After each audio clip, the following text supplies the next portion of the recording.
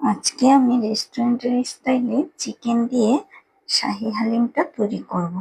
আসসালামু আলাইকুম, সবাই কেমন আছেন? এখানে আমি একটা রেডিমিক্স হালিম নিয়েছি, একটা মশলার প্যাকেট, একটা হালিমের প্যাকেট। তো এগুলোকে আমি খুলে একটা বাটিতে নিয়ে নিয়েছি। এখানে আমি অর্ধেক নিয়েছি হালিম, বেশি রান্না করব না, চিকেন দিয়ে রান্না করব। তাই অর্ধেক নিয়ে আমি গরম পানি দিয়ে ভিজিয়ে ঢাকনা দিয়ে ঢেকে এটাকে রেখে দিয়েছি রেস্টের জন্য। কিছুক্ষণের জন্য, প্রায় আধা ঘন্টার জন্য রেখে দিয়েছি। আর মশলাটা আমি নিয়ে নিয়েছি। এখানে আমি একটা ফ্রাই প্যান বসিয়ে আমার চিকেন গুলোকে আমি ছোট ছোট পিস করে কেটেছিলাম, তো সেগুলোকে ভাজতে দিয়ে দিয়েছি। যেহেতু আমি হালিম দিয়ে রান্না করবো তাই একটু ভেজে নিলাম, যেন শক্ত শক্ত থাকে, গরুর গোস্তর মতো হয়। কারণ মুরগির দামটা একটু কম, গরুর গোস্ত খুবই দাম। তাই আমার মতো আছেন গরুর গোস্ত খেতে পাচ্ছেন না কিনে, আমি ভাই গরিব মানুষ, তাই গরুর গোস্ত কিনতে পাচ্ছি না টাকার জন্য। তাই চিকেন দিয়ে হালিম রান্না করতেছি। আমার হালিমটা কিন্তু খুবই মজা হয়েছিল, চিকেন দিয়ে রান্না করেছি। তারপরও আপনারাও বাসায় চিকেন থাকলে ট্রাই করতে পারেন, এভাবে হালিম রান্না করে প্রিয়জনদের খাওয়াতে পারেন, দেখবেন খুবই মজার হবে। তো এখানে আমি চিকেন গুলো আমার ভাজা হয়ে গেলে আমি একটা ফ্রাই প্যানে পেঁয়াজ বেরেস্তা করার জন্য তেল দিয়ে দিয়েছি। তেলটা গরম হলে পেঁয়াজগুলো দিয়ে বেরেস্তা করে আমি অর্ধেক বেরেস্তা উঠিয়ে রেখেছি, আর অর্ধেকের মধ্যে ময় মশলা দিয়ে নিচ্ছি। এখানে আমি আদা রসুন বাটা, পেঁয়াজ বাটা দিয়েছি, একটু মরিচের গুঁড়া, একটু হলুদের গুঁড়া, একটু জিরার গুঁড়া দিয়েছি, সব অল্প অল্প পরিমাণ। যেহেতু হালিমের মশলাটার মধ্যে সব মশলাই মিক্স করা আছে, হালিমের মশলাটা তাই বেশি দিলাম না, অল্প অল্প করেই দিলাম। দিয়ে আমি এখানে মশলাটাকে কষিয়ে তারপর ভেজে রাখা চিকেন গুলোকে আমি দিয়ে দিয়েছি। দিয়ে আমি একটু নেড়ে চেড়ে এটাকে কষিয়ে নেব চিকেনটাকে।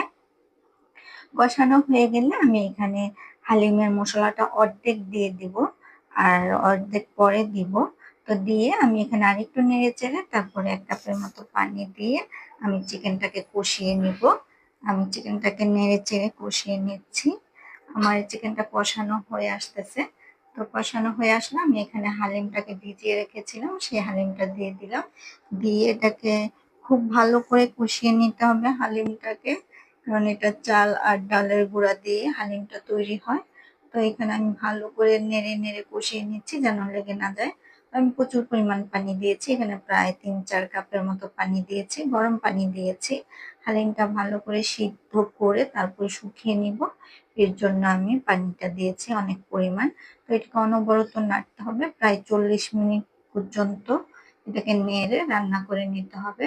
তো আমার হালিমটা প্রায় হয়ে এসেছে। আমি যে অর্ধেক মশলাটা রেখে দিয়েছিলাম সেই অর্ধেক মশলাটাও আমি হালিমে দিয়ে দিলাম। দিয়ে তারপর হালিমটাকে আমি এখন বাগার দিব।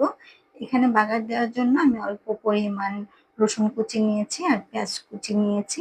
নিয়ে আমি এখানে পেঁয়াজটাকে 4টার মতো শুকনা মরিচ নিয়ে নিয়েছি, নিয়ে পেঁয়াজটাকে ভেজে নিচ্ছি একদম বাদামি রঙের করে ভেজে আমি হালিমটাতে দিয়ে দিব। এই যে আমার পেঁয়াজটা ভাজা হয়ে গিয়েছে, আমি হালিমটা বাগার দিয়ে দিচ্ছি। তো এখানে আমার হালিমটা প্রায় হয়ে এসেছে, আমার হালিমটা রান্না করা শেষ। এখন পরিবেশন করার পালা, ডেকোরেশন করার পালা। খুবই টেস্টি মজার হয়েছিল, চিকেন দিয়ে রান্না করলেও কিন্তু অনেক মজার হয় হালিম।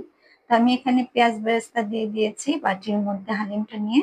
তো একটু কাঁচামরিচ কুচি করে রেখেছিলাম সেটাও দিয়ে দিলাম, আদা কুচি করে রেখেছি ওইটাও দিয়ে সুন্দর করে আমি একটু ধনিয়া পাতা দিয়ে দিয়েছি, ধনিয়া পাতাও কুচি করে নিয়েছি। এর উপরে 3 পিস লেবু কেটে তারপর ডেকোরেশন করে নিলাম।